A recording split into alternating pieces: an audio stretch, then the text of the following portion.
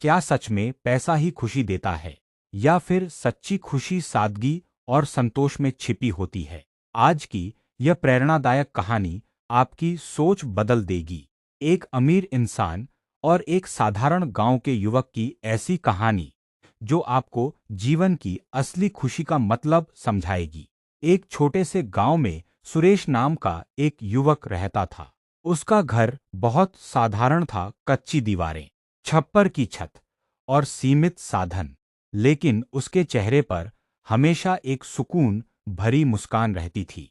गांव के लोग अक्सर उसे देखकर हैरान होते थे, क्योंकि जहां बाकी लोग छोटी छोटी चीजों के लिए भी शिकायत करते थे, वहीं सुरेश हर हाल में खुश रहता था।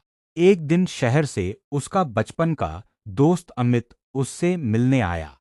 अमित अब एक बड़ा व्यापारी बन चुका था। महंगी कार, बड़ा घर और हर तरह की सुविधाएं उसके पास थी। लेकिन उसके चेहरे पर थकान और बेचैनी साफ झलक रही थी। अमित ने सुरेश से पूछा, तुम्हारे पास कुछ भी खास नहीं है, फिर भी तुम इतने खुश कैसे रहते हो?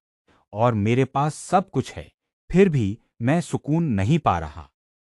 सुरेश मुस्कुराया और उसे अपने साथ खेतों की ओर ले गया। रास्ते में उसने एक किसान को देखा जो पसीना बहाते हुए भी गुनगुना रहा था। थोड़ी दूर पर कुछ बच्चे बिना खिलौनों के मिट्टी में खेलते हुए जोर जोर से हंस रहे थे। सुरेश ने कहा, खुशी चीजों में नहीं, नजरिए में होती है। हम जितना ज्यादा पाने की दौड़ में लगते हैं, उतना ही अंदर से खाली होते जाते हैं। मैंने कम में खुश रहना सीख लिया है। सुबह की ताजी हवा, मेहनत की कमाई और अपने लोगों का साथ, यही मेरी असली दौलत है। अमित कुछ देर चुप रहा। उसने पहली बार महसूस किया कि वह हमेशा भविष्य की चिंता और अधिक पाने की लालसा में वर्तमान की छोटी छोटी खुशियों को खो चुका है।